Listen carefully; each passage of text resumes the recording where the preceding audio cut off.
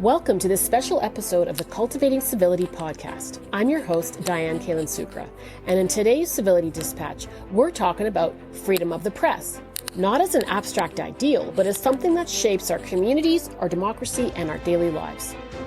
To understand where we're at now, we need to look back nearly 200 years to a Frenchman named Alexis de Tocqueville. If you've never heard of him, you're not alone, but his insights into democracy may be more relevant today than ever. Tocqueville was a political thinker, an aristocrat, and a historian who traveled across America in the 1830s, studying why democracy was thriving here when it had failed elsewhere. His observations became the famous book, Democracy in America, where he explored what made democracy work, what threatened it, and what might ultimately destroy it. One of his biggest concerns, the press. He saw it as a double-edged sword, an essential safeguard against tyranny, but also a source of distortion, division, and manipulation. He wrote that a free press was vital, but potentially dangerous, not because it printed falsehoods, but because it shaped how people understood reality itself. He warned that the liberty of the press does not affect political opinions alone, but it extends to all the opinions of men, and it modifies customs as well as laws. He saw that a free press could be chaotic, reckless, and even inflammatory, but he also knew that the alternative was far worse. What would Tocqueville say if he saw our press today?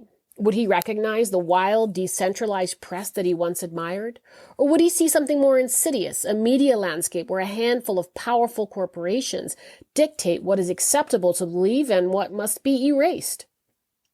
Would he see a press that challenges power or one that protects it, distorts it, or even outright lies for it, only to be exposed over and over again without consequence? Tocqueville warned us that the real threat wasn't just censorship, it was manipulation. He feared not just the suppression of speech, but the slow, calculated shaping of public opinion itself. And what would he say about local journalism? He wrote that the press was most powerful when it was widespread, independent, and deeply rooted in local communities. He noted that in America, even the smallest towns had newspapers that connected people to their government, exposed corruption, and held officials accountable.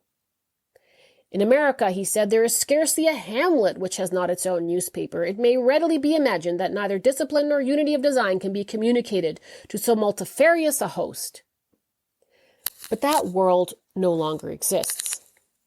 Today, local journalism is dying. Small-town newspapers have vanished. City councils, school boards, and public hearings go uncovered.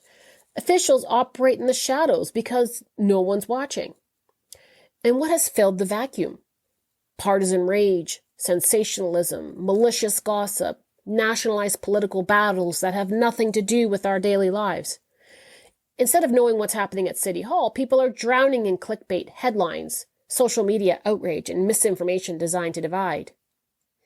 Even independent media, which should have been the answer, has too often fallen into the same trap, chasing clicks, fueling outrage, reinforcing bias instead of exposing truth.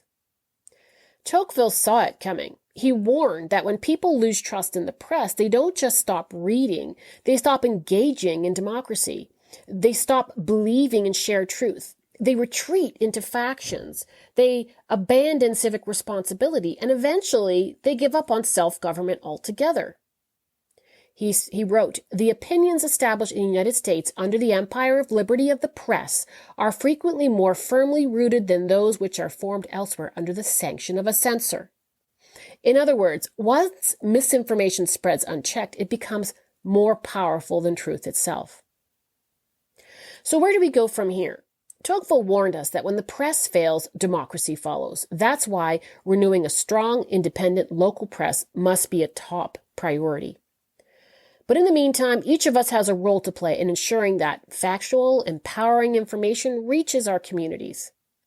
Since this podcast focused on the local level where we have the greatest power to affect change, here are 3 simple things you can do today to strengthen truth and accountability in your community.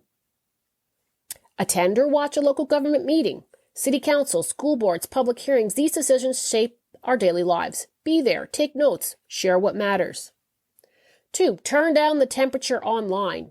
Hold your neighbors to a higher standard. Challenge inflammatory or false claims. stop the spread of misinformation, and reject the politics of personal attacks, doxing, and shaming.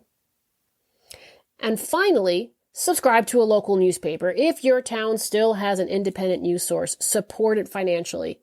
If not, find alternative sources and help fund real journalism. Because if we want a press that serves the people, we have to support it, got to demand it, and we've got to be part of it. Tocqueville warned us, the question is, will we listen? To hear Alexis de Tocqueville himself on the liberty of the press, tune into Chapter 11 of this audiobook version of Volume 1 of Democracy in America on the Kalen Academy Civic Wisdom audiobook library on YouTube.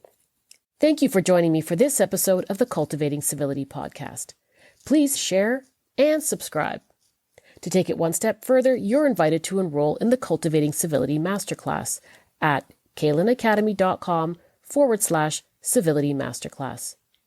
Until next time, let's keep cultivating civility one conversation at a time.